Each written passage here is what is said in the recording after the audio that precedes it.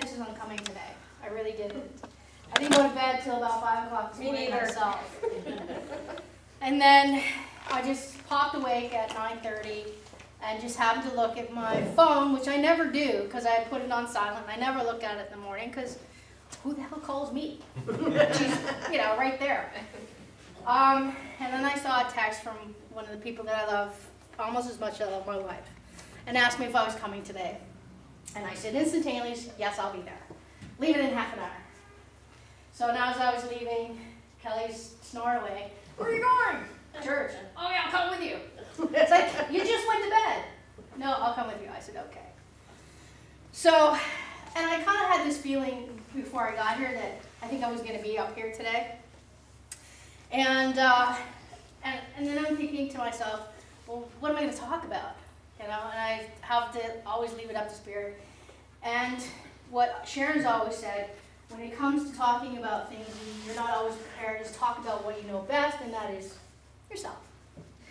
So of course, it's not that hard to talk about myself because, well, I'm really not that exciting. But over the past few months, I've gone through some significant changes.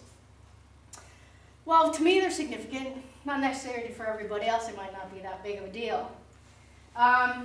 You know, starting with the fact that I think I spoke to you about it before, was the changes that I went through regarding the shift in my mediumship. And that was the shift in my angels, which I took very, very hard. That the one particular angel that I've been working with since I started, had always been working with, had stepped back, and a new angel had come forward to work with me. And I think I was a little resentful of the whole thing. That I was angry with my guides and angels that, how dare you make changes without my knowing about it. So, because I was so resistant on the changes, that I struggled with my mediumship. I didn't know what to do. And then I went through this period where it's like, you know what, I don't want to do this anymore. I don't want to be a medium anymore. I don't want to talk to people anymore. I can't deal with this. Because I couldn't deal with the emotional loss. And yes, I had an emotional loss with my angel, because he was so vibrant and such a big part of who I was that I had a really hard time adapting to that loss, and I felt it as a loss.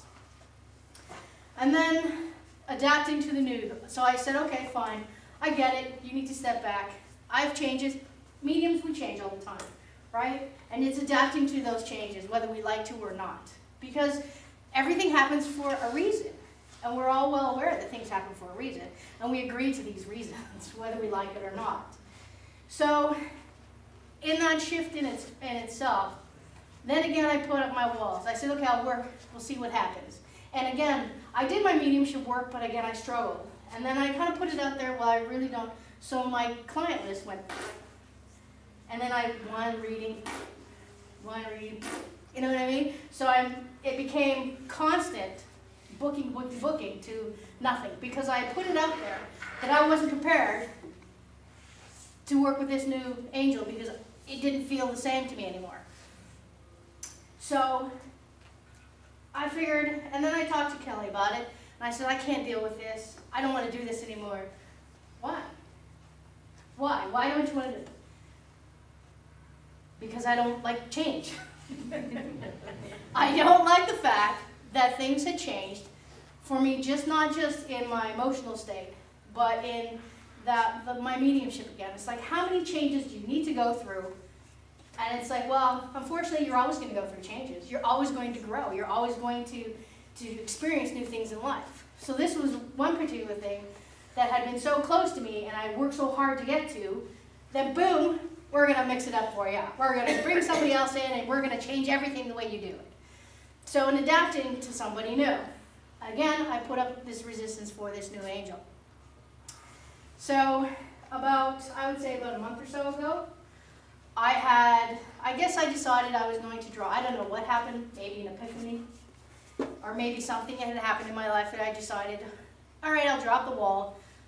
Let's have it. Let's see what this new angel is about. Didn't like his energy. He was too overbearing. He was bossy, a little cranky, pushy. He was not funny. He was not funny. Yeah, exactly. He was not funny. I was so afraid of losing my sense of humor because I put all of this sense of humor out there on my previous guide. Not realizing that he was just an extension of who I was, and that they were just an extension of my personality. So this new angel that I'm working with now, we've come to learn more about each other. And it turns out that he actually really is a very powerful, very ancient angel.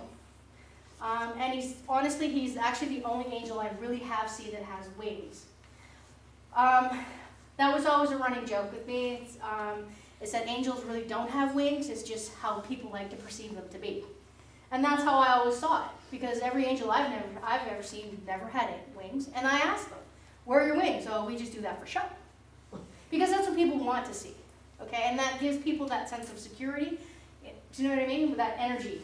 Okay, so people feel like they're being wrapped.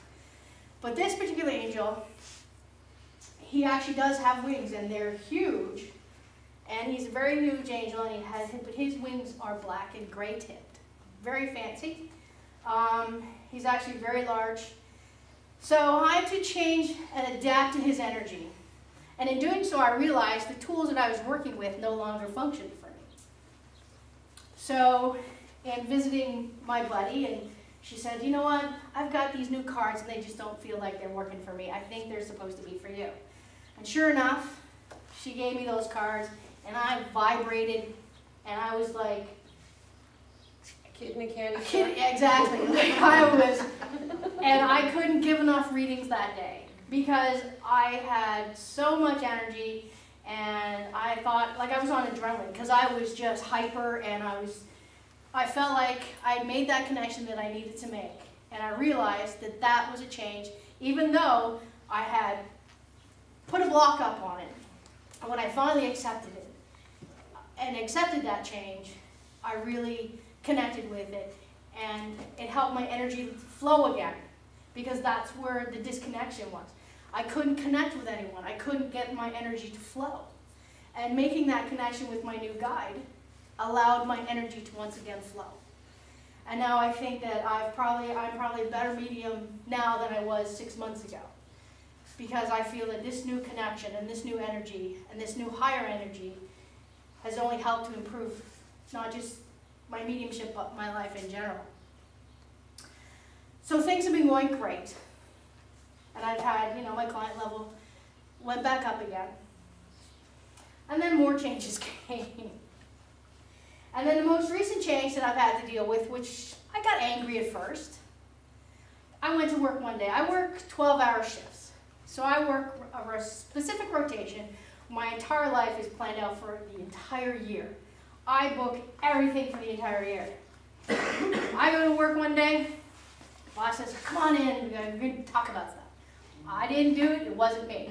So all I'm thinking was, okay, what have I done? Have I done anything wrong? Have I ticked somebody off? No, couldn't have been me. So that's what I'm thinking. And then I walked into my boss's office, and the manager, of our dispatch department is sitting there as well. And I turned to her and I said, crap, you're moving me to the other rotation, aren't you? And I'm going to be working 6 till 6s instead of 7 till 7s. And she looks at me and she goes, ha ha ha, how did you know? Oh, I don't know. So she says, yes, that's what we're doing. So now, my whole life has been planned out for the entire year, is now the opposite. So I have completely flipped on everything that I've done. So all of my lecture dates are gone, because all the lectures are booked up, and apparently people were looking for lecture dates. So now I've lost all my lecture dates, and they're going to go to other people, because we're now booked apparently for lecture dates. And then poor Kelly had gone in and talked to her bosses about changing her weekends to match my weekends. And this is all within, what, one day? Yeah, it was within a week, yeah. Yeah, but the changes occurred almost literally in one day. Where she says, okay, I need, no problem. And then she had to go back to her boss the next day and say, remember all those changes we made? Well, can we undo them?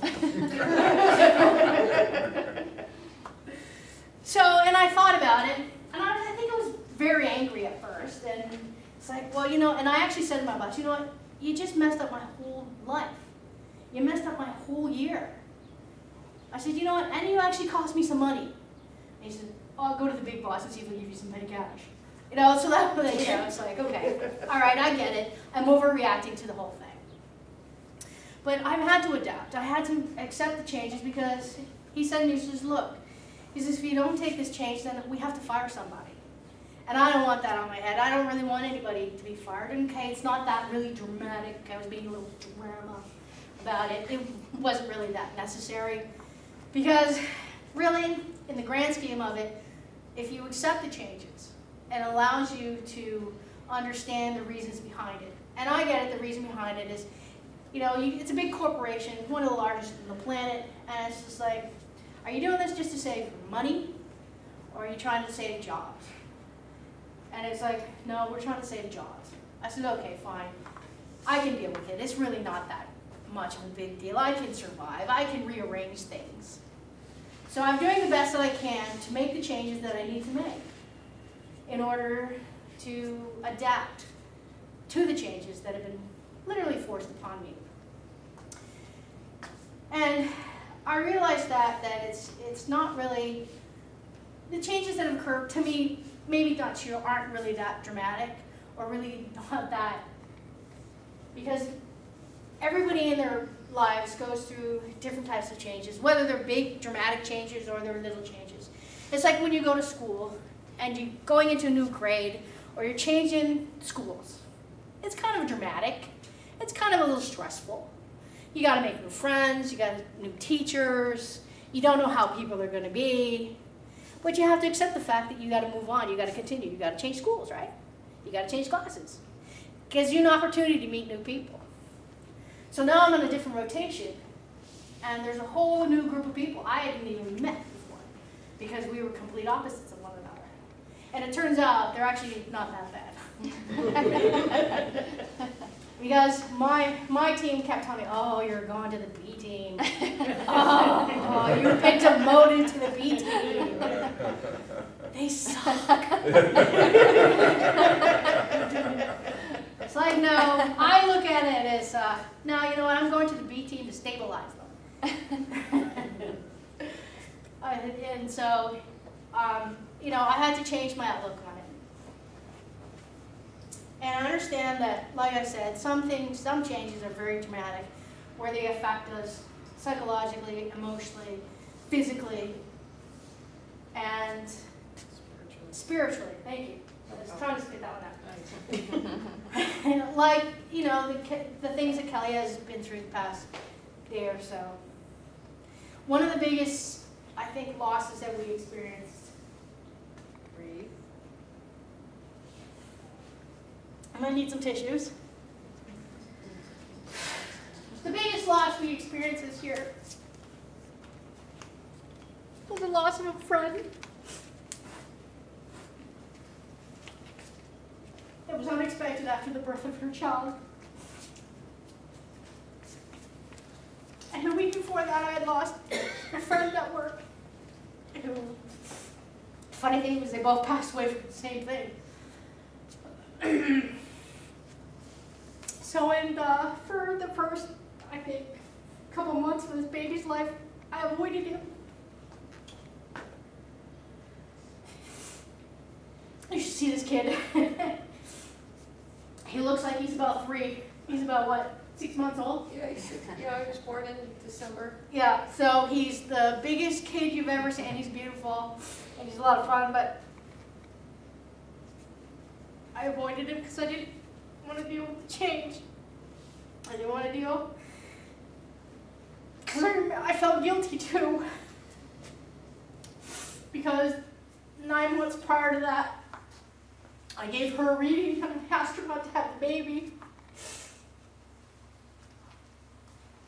And that's been cutting me a little bit. Breathe. Breathe out my ears. Allie, she's here with me right now. Okay. She wants to talk to you, so after. Yeah. Okay.